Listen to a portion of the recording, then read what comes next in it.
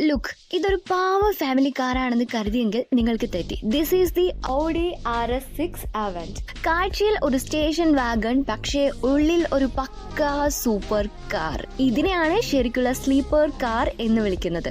Design നോക്ക്, pure aggression, wide body, ആ ഭീകരൻ എയർ ഇൻടേക്കുകൾ, പിന്നെ ഓഡിയുടെ iconic matrix LED head lamps, 22 inch വീലുകളും പിന്നിലെ ആ ഭീമൻ ഓവർ എക്സോസ്റ്റും കൂടി ആകുമ്പോൾ റോഡ് പ്രസൻസ് വേറെ ലെവലാണ്.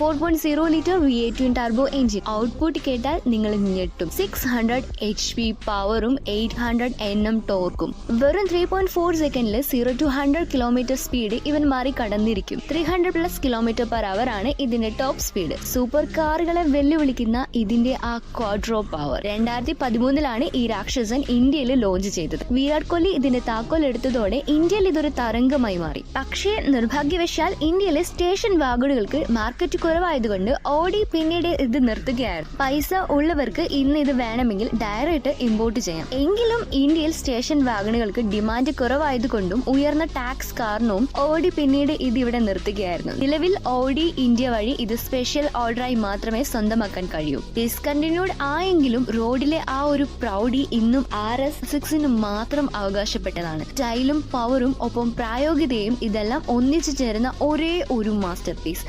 അതാണ് ഓഡി RS6.